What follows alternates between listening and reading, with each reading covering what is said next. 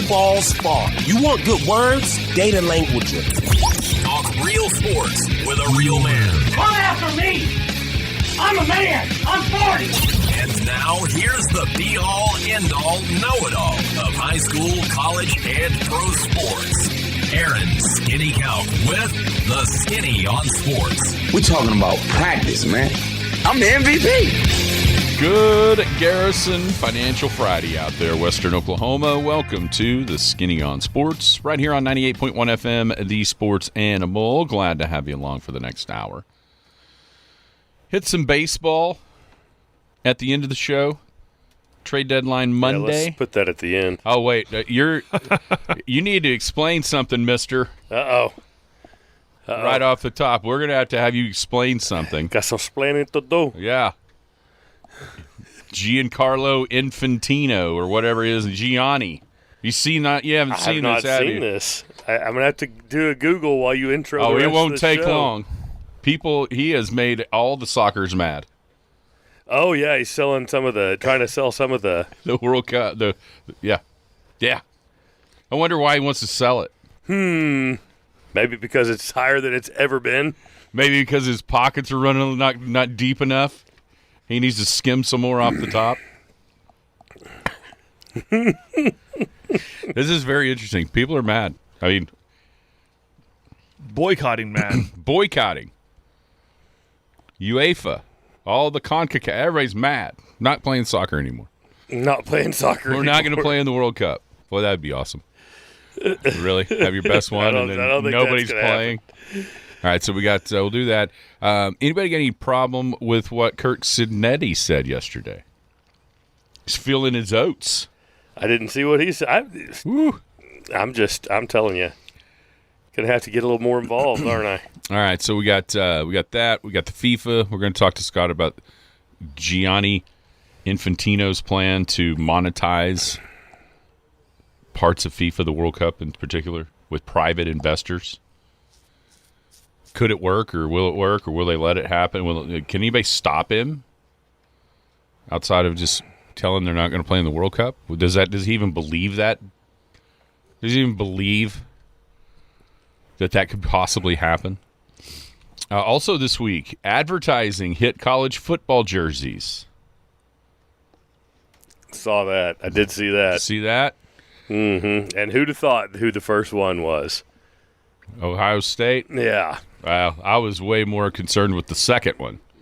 They won't even put their name on the back of their jersey. Now they're giving SoFi a pat. And then we talked about this the other day.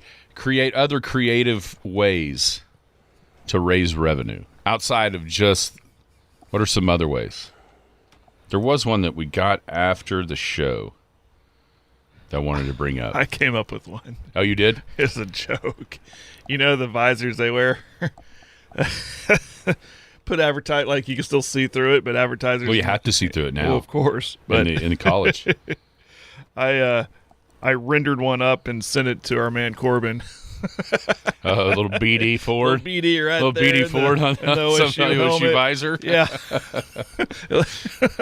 Oh, yeah. There you go. There you I mean, go. I got to be able to see. He was like, yeah, let's do it. Catch the ball just as well as it did last year. Oh, ouch. Burn. Ouch. Better get your shots in now before the games start. Because people are high on the pokes. 225-9698 is the phone or the text line. It is 225-9698. Give us a call, shoot us a text. Talk about all those things, whatever else might be on your mind. Feel free to chime right in at 225-9698. If you're going to be outside the listening area, a couple ways to stay in touch with the show.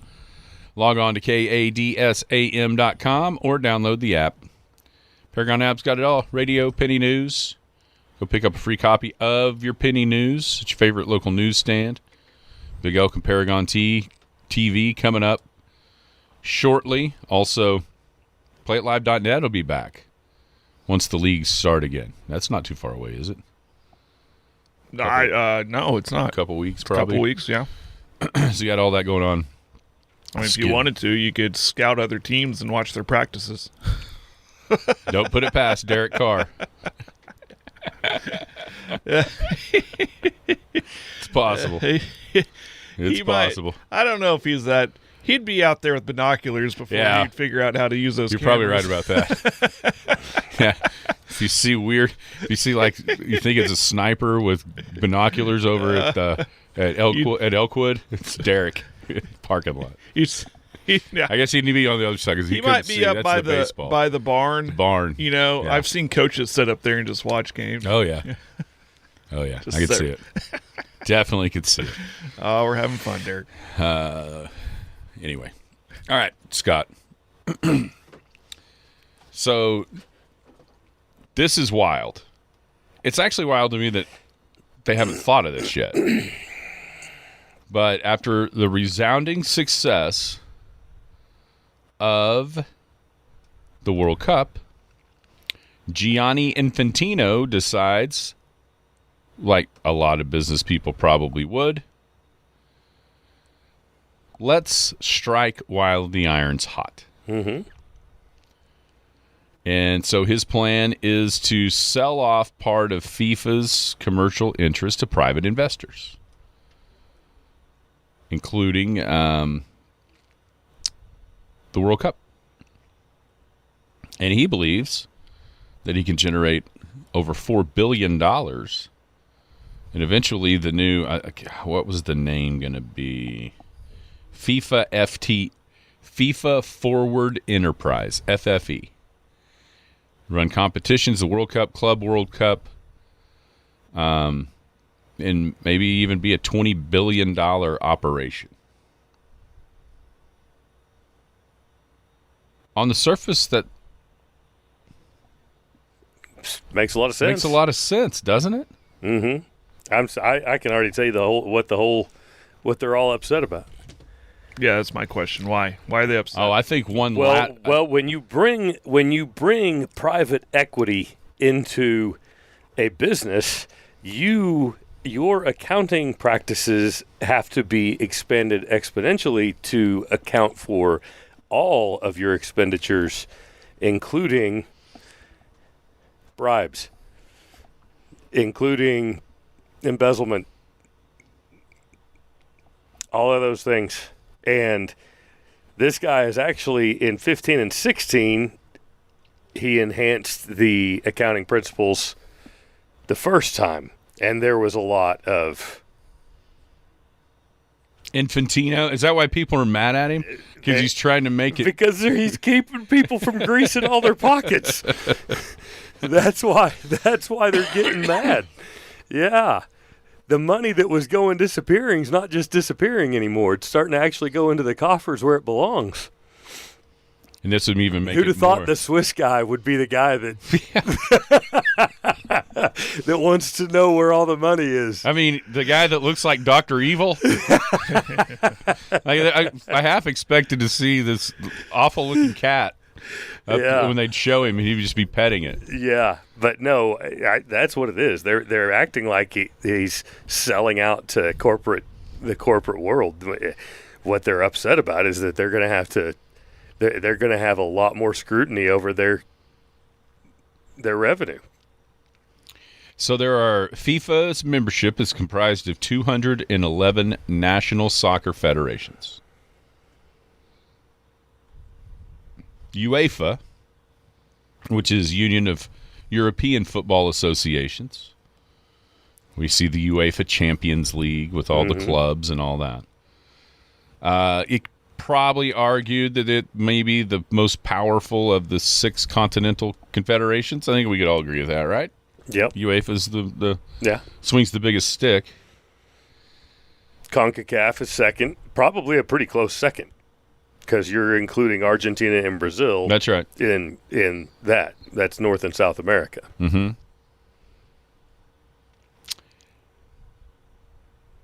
So UEFA, it's probably a lot closer second than you think. UEFA has already said no. Mm-hmm. The World Cup, here's the quote, the World Cup is not for sale. It cannot be treated as an investment product. Football's greatest legacies. Basically, we're out if this is going to happen. I guess my question is this, without knowing how this works. How much control or how much say do these 6 continental confederations that they oversee the sport in their regions, but how much say do they really have when it comes to the choices that FIFA would make in this situation? It's a good question. It's a good question. Because it doesn't appear like they have much. When the first card they play is, we're boycotting the World Cup. Yeah. That tells me they have zero leverage. Not to mention it's 3 years and 11 months away. Yeah. So it's not like this is a threat 2 weeks out from the World Cup. I don't think they have any. I don't think they can stop him from doing this if he wants to. So this guy was hired in 15, okay? And at the end of the 15 through 18 cycle, the FIFA monetary reserves were up 80% from the 4-year period prior to him being hired. No wonder they don't like him. I get it now. I never realized. He's making them all account for their money. Mm-hmm. Okay, so, here we go. This is the control that they might have. So, reading this article, it says, has Infantino put his position in jeopardy? Prior to the FFE announcement, it looked as if Infantino would easily win re-election for a 4th term as FIFA president when a vote of member federations is held next March. So, I guess that's how the federations kick him out. Can try to have some sort of oversight or checks and balances. You push this thing through, we're kicking you out. Yeah. And then the next guy will come in and reverse it, I guess. I have no idea. Yeah, I don't know. I don't know. Let's be honest. No one is boycotting the World Cup, right? No. I mean, even if, let's say, UEFA or CONCACAF as a peer group said, we're boycotting. I mean, France and Spain, just going to let that happen? No. And they're not going to go play? Argentina, let's say Messi comes back. Argentina's going to go, you know what? We'll wait until he's 47. We'll play without the blessing of our league. Who cares? What, do you kick us out? We're coming, yeah. Yeah, that's where I don't think the one thing they have, I guess, is to vote him out. Mm-hmm. Either prior to or after he does. But you got to realize too, it's not just the money that he's keeping track of, and that now he's making the system more accountable. But the World Cup would have never been in Qatar if American companies were invested in. This is the part I wonder too, because one of the names, J.P. Morgan is one, and then another guy named Joshua Kushner. You know who he is? Yeah, I kind of know who that guy is. Yeah, it's Jared's brother. Yeah. Who's Jared obviously married to the president's daughter. I'm sure that doesn't help the rest of the world pursue this plan as viable. That's a good point, too. That's a good point, too. When Jared Kushner's brother could be one of the investors. Yeah. I just don't see how they stop it. And nobody believes that they won't play in the World Cup. No, nobody's going to believe that. Nobody believes it. Mm-mm. You know who hopes they don't play? The U.S.? Yeah, gives them a better chance to win it. Oh, man. Maybe that's how we win a World Cup. Exactly. Just be the only ones that say they'll play. Oh, my goodness. All right, so that's kind of he's keeping soccer after the World Cup in the headlines by this. I like that. Yeah.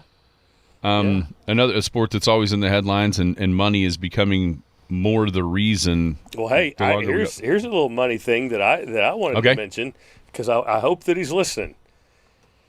Baker, Pittsburgh will pay you. You listened yesterday? Baker, Pittsburgh will pay you. Come on, big guy. Funny. We talked about places he might end up if it's – because it looks like the Bucs, to me – now, NFL teams don't always do it like this, but to me it looks like the Bucs are preparing to kind of tear it down. They didn't re-sign Mike Evans. They're not going to re-sign Vita Vea. And now reports yesterday were that they offered Baker 2 years, $50 million. Yeah. Which he's only been making 33 on this last contract, and now he's taking pay cut. Yeah. Don't think so. So that looks like okay. I thought he was offered 2 years, $100 million, $50 million per. No. Oh, okay. No. Hey, Baker, come on. No. Come on. He wants $50 million. And they offered him $50 million for 2. Gotcha. Yeah. A pay cut. No, if they offered him 2 years, $100 million, he'd have taken it. Yeah. Look at what we're building in that offense up there at Pittsburgh. Come on. Is that what you said? Where did you guys say? He said Pittsburgh. The question was if it doesn't work out in Tampa Bay, if they don't come up with a deal, what's his best fit? And I said Pittsburgh because Pittsburgh. Obviously this is Aaron Rodgers last year. He's made that apparent. And do they need a bridge guy? Sign him to a 2-year deal. And if it works out, extend him. If not, you got your guy ready in the waiting. Mm-hmm. But yeah, Pittsburgh, and I think the fans would love him. I think it would all fit. Oh, absolutely. I'm with you. Yeah. It's a perfect fit. We'll see what happens. What were you going to say? What was the financial sports thing that you were going to bring in? We have advertising on college football jerseys. Yeah. That has made its way into the lexicon this week I think everybody misunderstood a little bit. I mean, there was obviously jokes being made about the Big 12 and their Monster Energy deal. And then you see that's $20 million for the whole conference, and then you see that Ohio State gets 18 and Notre Dame gets 20. But it's not – it's a totally different thing. Monster is part of the Big 12 logo. Like on the jersey? But in with the Big 12 logo. So it's intermingled. Yes, it's not that each school can now go. It's not going to have logos all over the shirt. No, it just has it. I'm looking at one on like a rendering on the field at Texas Tech. Now, I hope I'm not getting bamboozled by this, but I did hear it's just the logo. And it's got the Big 12 logo and the little monsters, the little three in with the Big 12 logo. Yeah. Gotcha. So basically, will this be on a jersey? Is what I'm wondering. Or is it on the field? Idea. Is it just on the field? I don't know.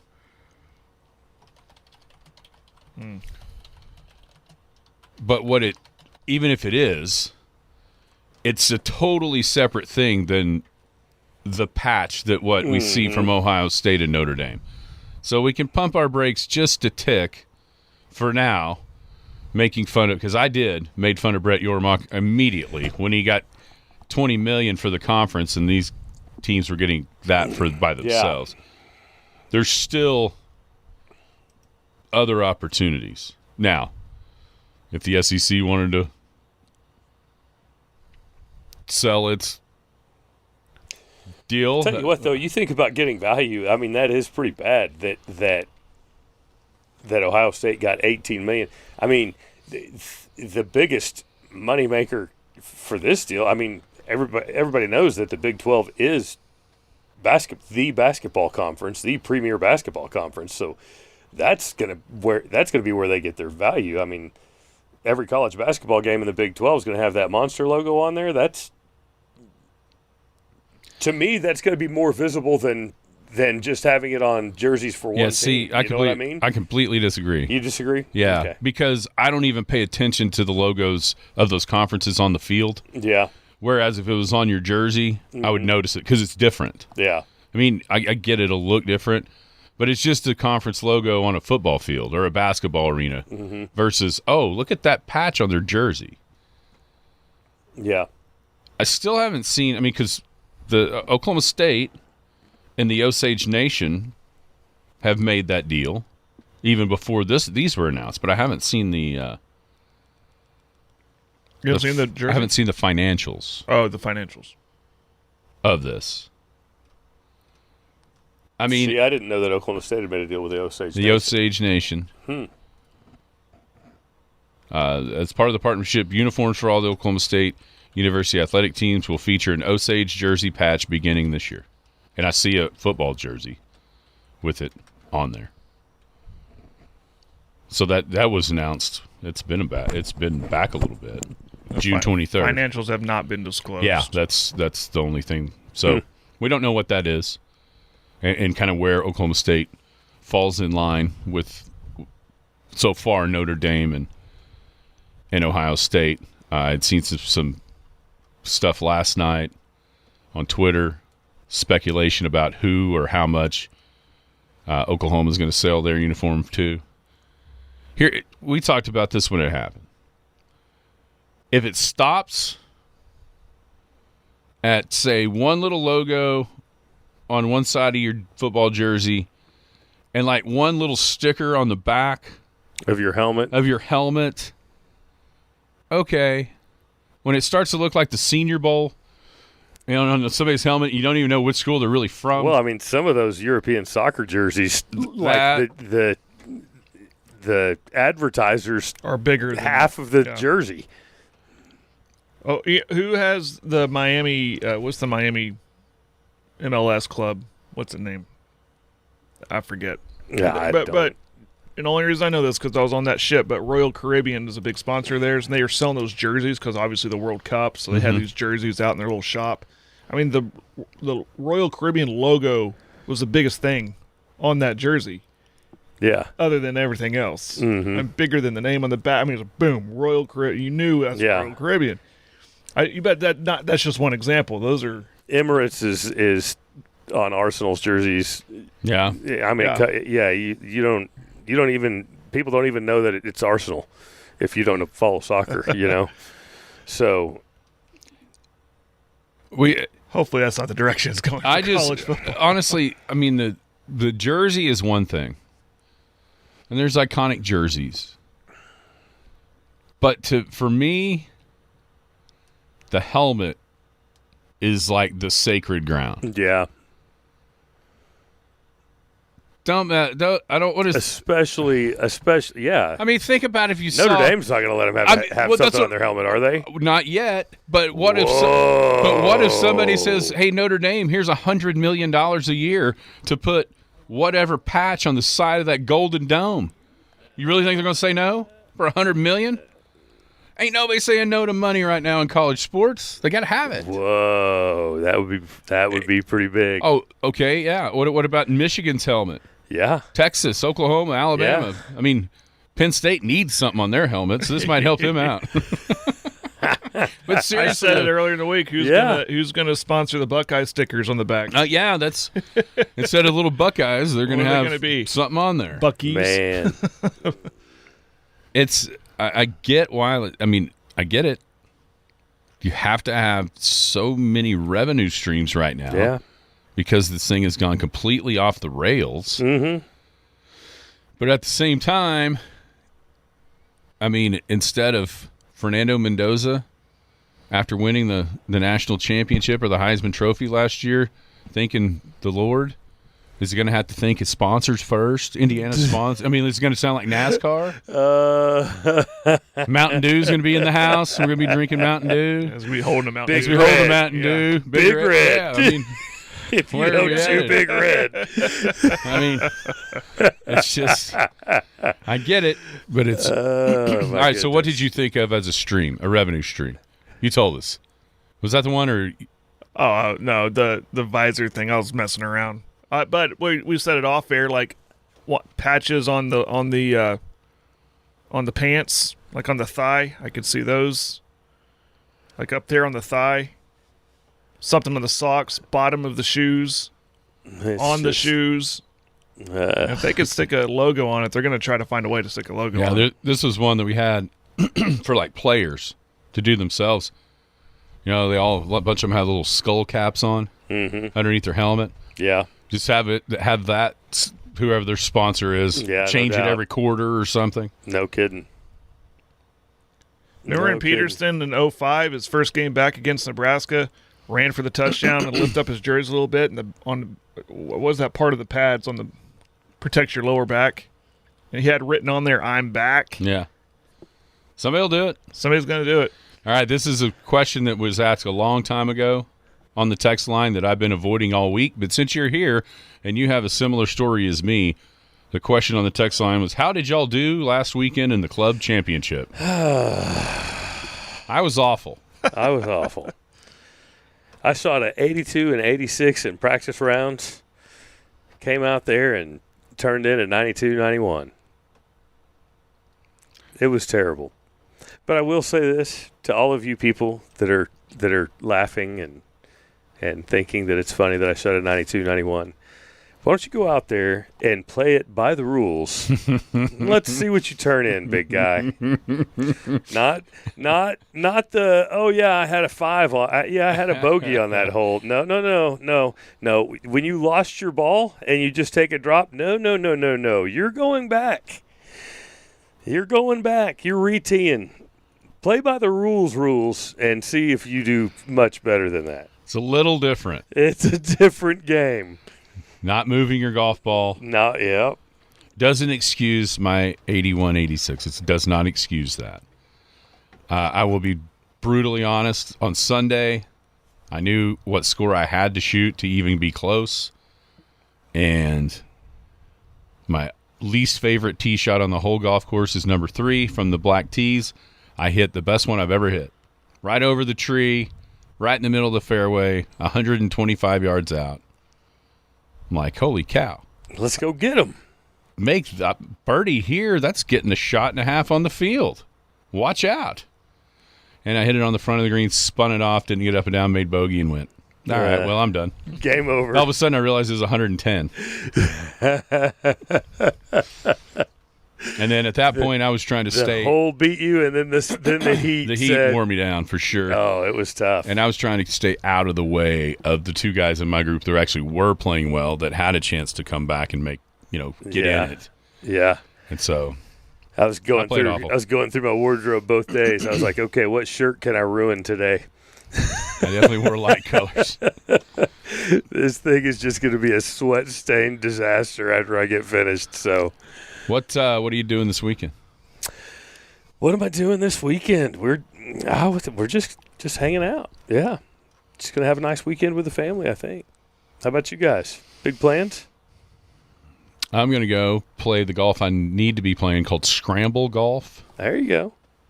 Over at the Sayre National. It is the Quail Forever. Okay. Tournament. Gotcha. I got called up. Here at the office, I got called up out of the minor leagues because a couple of good players couldn't play, so I got the nod. A lot of pressure on me to perform with the big boss man. Right there on the team. So explain something to me, because I'm not a baseball guy, but I did see this just the other day. So there you go, you baseball nerds. You're going to get to talk your sport after all, because I do have a question about this. How is it possible that closers are going away? I saw this article. I didn't really dive into it, but it said that the closer is a dying position in baseball. That seems heavily opinionated. Okay. And the complete opposite. Well, I just of reality. remember. I just remember Pedro Martinez and what's his name for the Yankees. The Mariano battles Rivera. the battles that they would have, and those things, and maybe it means it's more closer by committee in the bullpen instead of just one guy. I've seen that. Maybe that's what he's trying to reference, but to act like. Well, I thought maybe it's because now they're doing sometimes I see them 2 and 3, 3, 3 and 3. They're just rotating them constantly. I mean, relief pitching has never been more important than it is right now in Major League Baseball, and starting pitching never has been least valuable. Yeah, ever. I mean, You see World Series games where they go into it like they call it a bullpen game. They don't even have a starting. I mean, they start somebody. Yeah, but it's like, okay, if we can get 2 innings out of that guy, now we'll get in the bullpen. When they're trying to close it out, they'll just start. It's so weird. Throwing all these arms. It's. I don't get it. Why are they going? So there's another thing. I mean, Nolan Ryan went out there and pitched like he would get hot when they would pull him. Yeah. Just have a fit. And I mean, he'd still be throwing 98 when they'd pull him.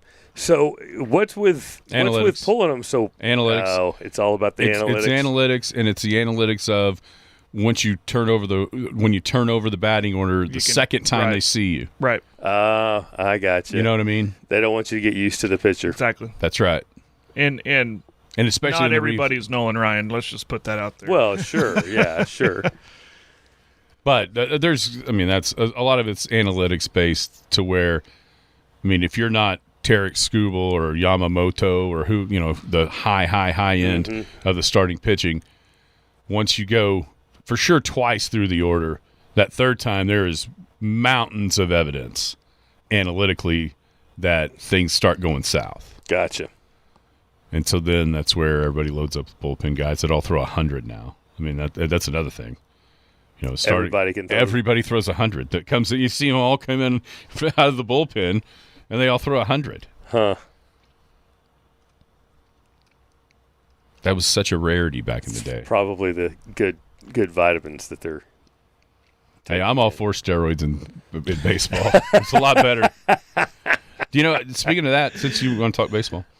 Oh, no. For a minute or two here.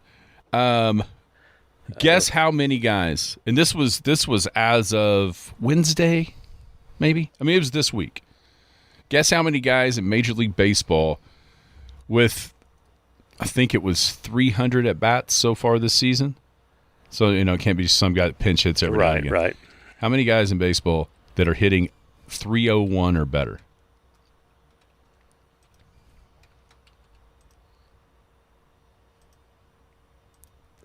Right now? Yeah, it was like Wednesday. 25%. Okay, 25%. You have a number? I have an actual number. You have a number? Yeah, I know the actual number. That's hitting 301 or better? Uh-huh. In the entire Major League Baseball. 15. 4. 4 guys. 4. Whoa! 4.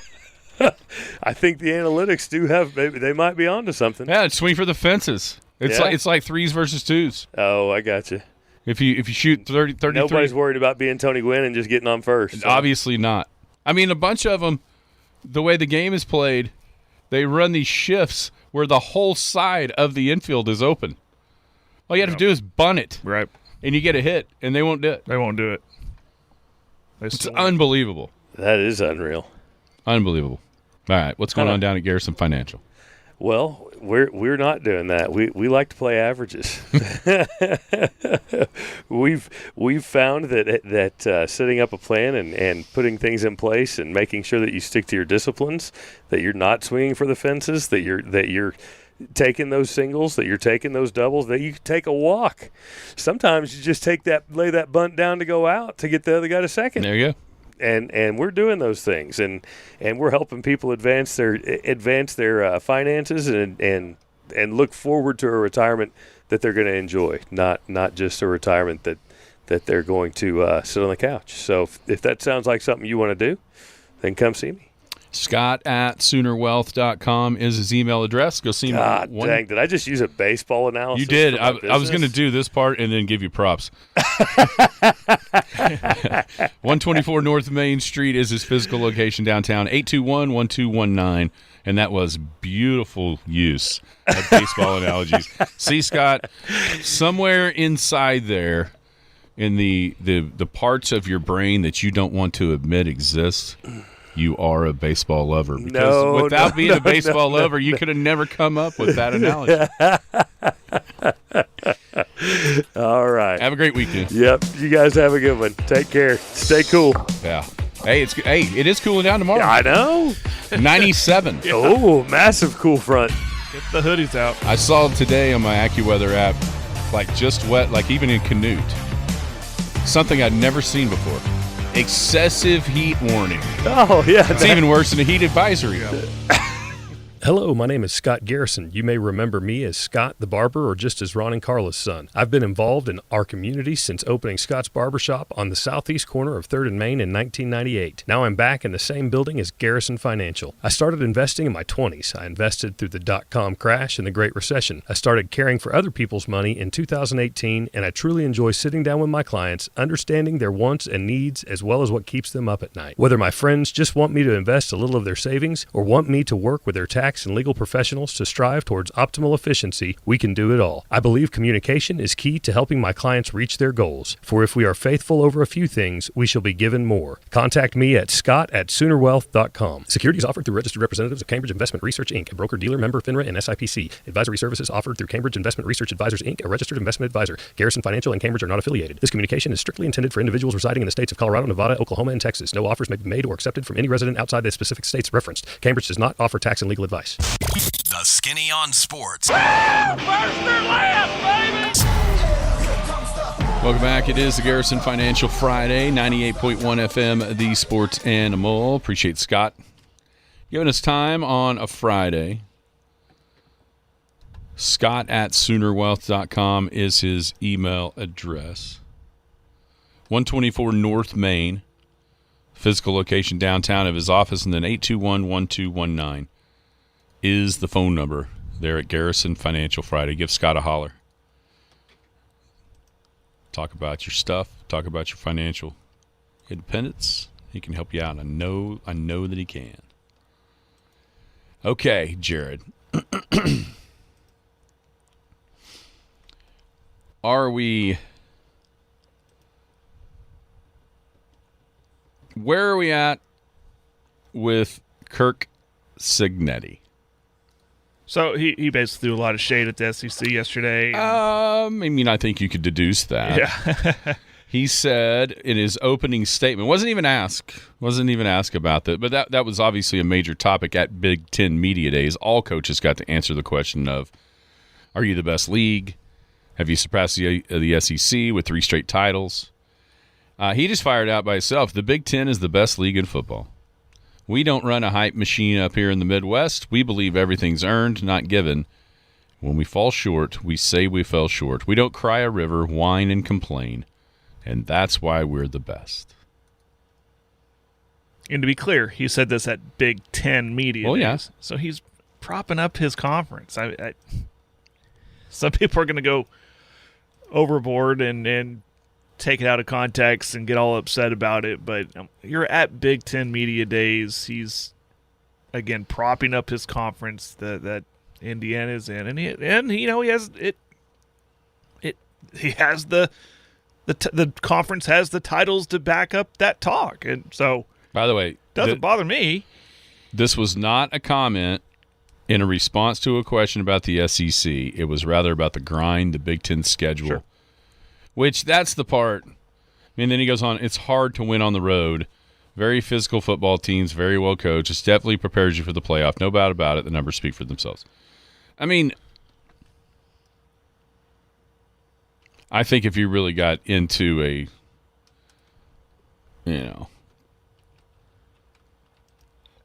I'm not saying the first part isn't right. And by the way, I'm not saying he can't say it because he won a national title in Indiana. Yeah. He can say whatever he wants to. Yeah. Whatever. Okay. He's that's the problem for the SEC honks. They're going to get mad about this. I mean, you know who was the happiest guy on earth yesterday afternoon when he saw this? Who? One guy was the happiest guy on earth because he didn't have to do his job yesterday. Who? All he had to do is hit the button, come on air. Paul Feinbaum. Oh, yeah. He didn't have to do any research for his show yesterday. All he had to do was say, legend, Daryl, whoever. Yeah. Call in and rail against Kirk Cignetti. Yeah. On his show. Easy show. I mean, I think that, like I said, he could say whatever he wants. And no one can really, what are you going to do? He's been there at 2 years in Indiana, and he's 27-2 with a national title, been in the playoff both years. Now, I think you could pick apart his, hey, it's tough to go win on the road argument in the Big Ten. He's not wrong in certain places. But 2 years ago, road schedule for the Indiana Hoosiers at UCLA. You've personally been there to a home game in the Rose Bowl. Not the most intimidating atmosphere, I'm just going to guess. Oh, no. Well, think of the fan bases. I'm going to guess Indiana fans did not outnumber how many OU fans were there, but the OU fans outnumbered the UCLA fans. It didn't feel like a road game. Is the point I'm trying to make. They may not have been fired up yet. And Indiana fans, I'm sure that was before the hype of Indiana, before everyone was excited about Indiana. So I'm sure Indiana fans traveled there. They have a huge alumni base throughout America. But UCLA fans, they're not. It's not intimidating. Would you rather There's go so to many empty seats? It felt like us as high school broadcasters. So go back to the days of a perfect example, 98 4A state championship game. A lot of fans there. Still a huge stadium with empty seats. That's what the Rose Bowl felt like. Okay, so more intimidating, the Rose Bowl, and I'm going to pick. What do you think is the least intimidating spot in the SEC? Vandy? Yeah. Missouri? I'd say Vandy. Still least intimidating. I'm just going to fire it out there. Vandy more intimidating than going to UCLA. Oh, yeah. I'd agree with that. What about Northwestern? That's their next road game 2 years ago. Where are they playing this year? That's enough said about that. Then you got Michigan State, which there's times where Michigan State can be good. They've just been awful for a while. Yeah. And then, of course, they go to the shoe and they get trounced because they weren't ready for the spotlight. So that was 2 years ago. Last year, road games. Now, at Iowa, at Oregon, very good places. You also got to go to Maryland and Purdue, and then had to go to Penn State. We remember that game, the last second drive. So that's you can get a schedule, where there's some intimidating spots. But the difference, I think, is as far as that part of his comment. I hope he's not literally trying to say the middle to the back end of the Big Ten is as good home venues as the middle and the back end of the SEC, because that's just not true. That's when we start comparing SEC to Big Ten as your who are your top tier teams compared to your top tier teams, middle tier, and that's where the big drop off is, I think, in the Big Ten. I'm not even talking about how good the teams are. No, I know what you're saying. I'm talking about just going to play to those places. Yeah, I know what you're saying too. Yeah, absolutely. Absolutely. Nobody's comparing East Lansing, Michigan to Ole Miss. I mean, it's not comparable. I mean, Auburn was one of the worst teams in the SEC last year, and you don't want to go there. No. I've seen this kicked around, and I think this might be a way that the Big Ten can sort of lure the SEC into the 24-team playoff trap. But I've seen this kind of kicked around as far as the schedule. In week 2 being a Big Ten versus SEC challenge, a la what we see in basketball. I like it. I like that. You get your Ohio State at Texas, OU at Michigan. Who else is there? Well, just going down the list from how they're, this theoretical Indiana, Georgia, Ohio State, Texas, Oregon, Alabama, Michigan, Texas A&M, USC, Ole Miss, Iowa, Oklahoma, Illinois, LSU. I think they may have went down maybe finish. You know what I mean? Okay. Like finish from last year-ish kind of thing. Right. And it's one-game situations, but it does give you bragging rights. I don't want to hear about bowl games because nobody even plays them anymore. Now, playoff games, that's a realistic measure, obviously. Mm-hmm. But all in all, people are going to get mad about what he said, about what Kirk Cignetti said. And here's the thing about him. If you don't like it, you're going to have to beat him because he's not stopping. He doesn't care to poke the bear. You know how I know he doesn't care to poke the bear? He did it before he ever coached a game there. Yeah, that's true. He's been poking the bear the whole time, ever since he got hired in Indiana. Everybody just laughed and patted him on his head like, okay, buddy, that's nice. Yeah, go back to the back of the room. Indiana football. Now, you can, when basketball season comes up, maybe you can come up toward the front, but not in football. You sit back there. And, yeah, he can say whatever he wants, in my opinion. You're going to have to beat him to make him stop it. Is what he did the greatest accomplishment in college football history? It's up there. It's up there with Bill Snyder's Kansas State turnaround. Okay. But he never won a title. He never played for a title. Right. He never got in the play. Yeah. I mean, and by the way, yes, Kansas State was awful, but so was Indiana. Yeah. So was Indiana.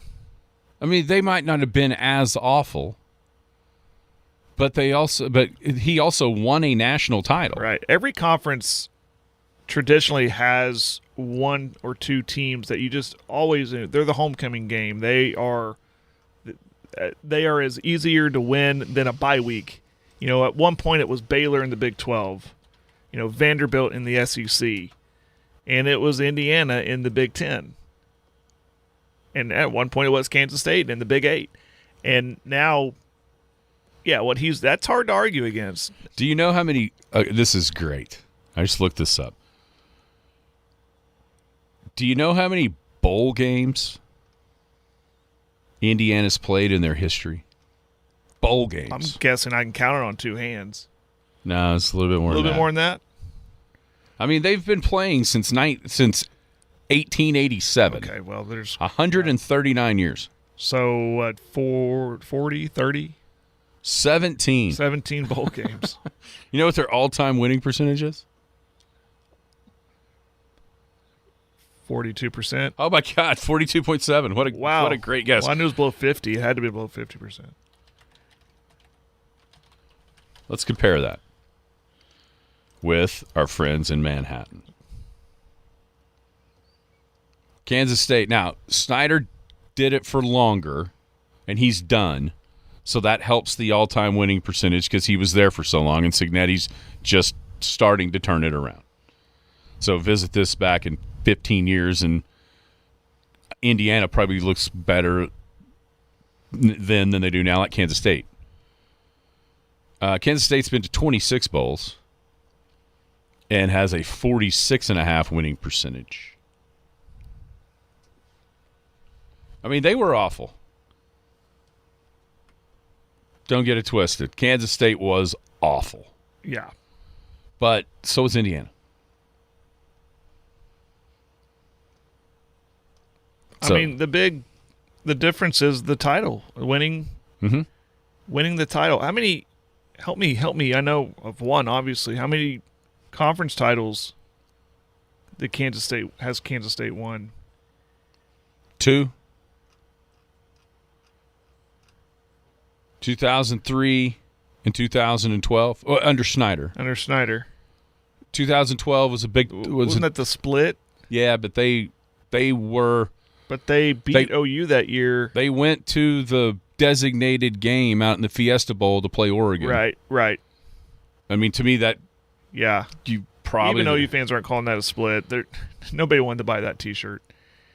No, I think that's a. Yeah. A championship, and then 2022. Yeah. So, like, of all, again, not trying to discredit what Snyder's done in the amount of time he was there for so long too, and he kept him there, kept him winning. But Cignetti's done it in 2 years. Achieved more in 2 years. And he doesn't look like he's slowing down. I mean, for all the Snyder, I mean, while I was away, he got like the number one wide receiver. Yeah. Out of what, the 27 or 28 class? 27, I think.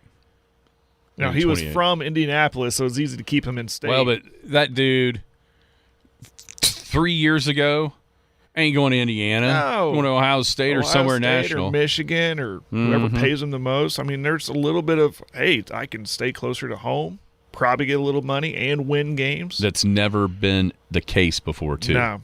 He's totally changed things. And I mean, the thing about Snyder, and listen, it was miraculous what he did. But at the end of the day, he won the conference twice. He only won the Big 12 North 4 times. He only played in the conference title game 4 times. Yeah. I mean, it was incredible, and like I said, but he gets a lot of credit for pulling that thing out of the pit of hell, which he did, but he ain't winning national titles. No, but back to what Cignetti said. I started this conversation. I have zero problem with it. It's at the Big Ten Media Days. He doesn't have to be prompted or asked that. He can go out there. He's wearing the ring. He go out there, his chest puffed out, and say what he wants to say. Yeah. And especially when it's, he's surrounded by fellow Big Ten coaches and media. They can all pat each other on the back. They have won the last 3 titles. They have. So I got zero issue with it, and this is why I love college football, because now we can go into the season and, Ohio State can go down to Austin and go, hey, we're the big dogs. Or you can go up to Norman in Michigan, or you can go up to Ann Arbor in Michigan and go, you're in our house now. You're in the big house, buddy. Let's get it on. And let's be honest here. I love it. Let's be honest here. The people that are the maddest the most about this is going to be SEC fans. Sure it is. Well, there were years where, it doesn't matter that the middle of our conference sucks. We got the title. Right. So you can't have your cake and eat it too here in this argument. Right. No, it's going to be a fun year. If it's always about titles, then it's always about titles, and quit worrying about the middle of the conference. Yeah. Probably most would admit that the middle to back end of the SEC seems harder, especially when you go on the road, than it does in the Big Ten, just to certain locations.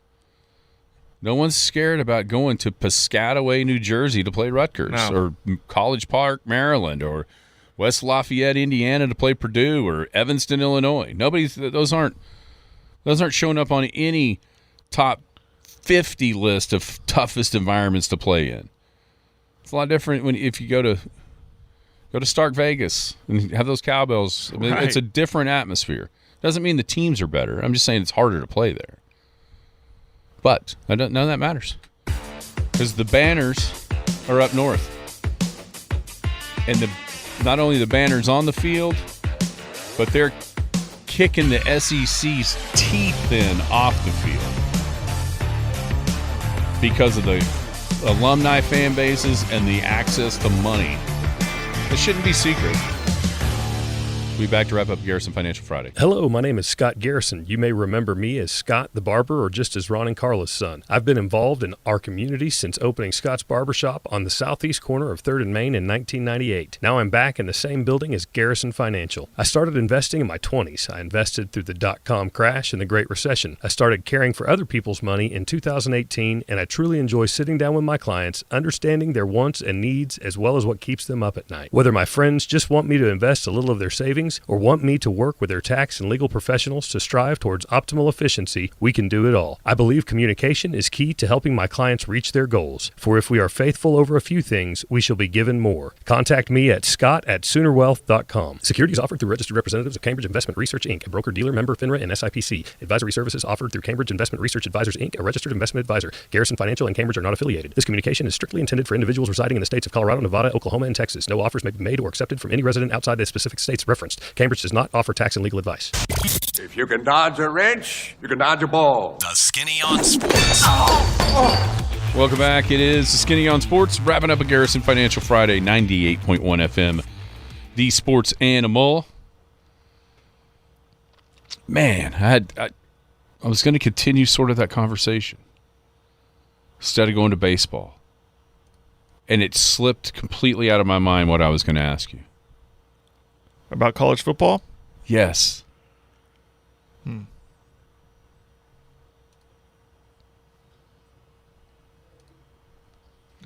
Gosh dang it. I should have wrote it down. I should have asked you off the air, and then we could have talked about it on the air.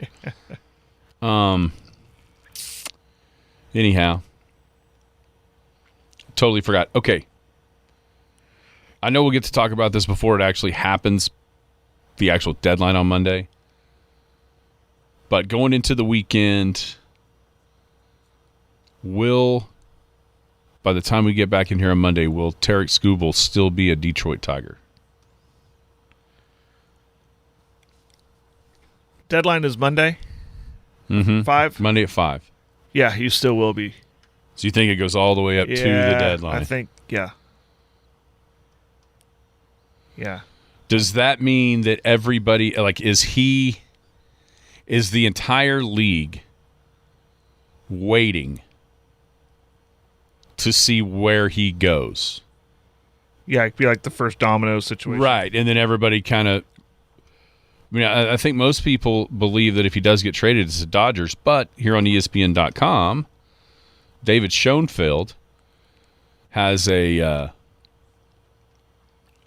MLB trade deadline dominoes for 10 biggest names on the 2026 market. Posted this morning. And number 1, Tigers trade Tarek Skubal to the Atlanta Braves. Well, that would definitely help them. Does that change? I mean, like to me, if he goes to the Dodgers, I feel like everybody around baseball goes, playing for second. Well, even more so. It still feels like that. How much do you think the impending labor disaster that could happen, how much do you think that affects this trade market and this trade deadline? Well, it could be one of two. I mean, it could be one of two things. Like, one, it could be go all in. We need to pay him whatever we want to pay him. These are teams that are buyers that are going in to win. Or it could be like, no, hold pat. We don't want to do anything right now because it's all about to stop. Yeah, is there in the back? So my answer is I don't think it'll change anything because we already have buyers and sellers. But are the buyers like more aggressive? Thinking, okay, I think so. What if this is the last time? Yeah. We can get him at whatever we want to pay him, and then there's a salary cap after that. Right. Is this grandfathered in? Do you have to start working around? I mean, I don't ever believe there'll be a cap, but that's out there. That may be why there's not baseball next year. I think it's hard to say it has much of an effect unless behind the scenes the teams, the ownership groups, the GMs and whatnot have a better idea than we think right now what the next CBA is going to look like. Right. You know what I mean? Mm-hmm. Like if they sort of have an idea that okay, everybody thinks we're way off. We're really not. The framework of it's going to look like this, and I think I don't know. I can't decide if it has any effect, no effect, negative effect. Like everybody's going, wait a minute, we don't want to get these giant contracts on our books if we're just going to have to figure out a way to manage a salary cap. You know what I mean? Right. I think he's going to get traded before we're in here on Monday. You think it happens over the weekend? I do. I think it needs to. Otherwise, I mean, heck, we might end up with nothing happening on Monday because everybody's waiting on that to happen and it never does. Yeah. That's where I'm leaning. Then everybody waits and then it doesn't happen, or it happens late and then there's a few moves. Yeah. There'll be minor moves, I don't think, but he'll be the biggest name moved. And unlike last year, we thought it was going to happen, never did. I think this year it will happen. It's a matter of when. And who. And we all hope it's about 28 other teams. This is the first time I've seen him going anywhere but Dodgers. Mm-hmm. And a big reason why, according to this write-up by David Schoenfeld, is Cam Cignetti. Those that paid attention to the draft 2 years ago because of Cash understand that name because he was a lefty, younger high school kid. Dad just happened to be Ken Cignetti. But he's in the Atlanta Braves. He is like among the teams that people think are in it, Dodgers, Brewers, Rays, and Braves. People believe he is the best pitching prospect that either one of those four hold. So, I think he's going to get traded. I'm not naive enough to think it's not the Dodgers. We can hope. We can definitely hope. All right, everybody have a great weekend. I guess we should have said welcome in any Elk City alums that are already here. It is Alumni Weekend. Alumni Weekend. Thank you to Scotty G, Garrison Financial Friday. Have a great weekend. You've been listening to the Skinny on Sports podcast with Aaron Cow. Be sure to hit that subscribe button to get alerts of when the latest podcast is available. Thanks for listening. That ball is blistered.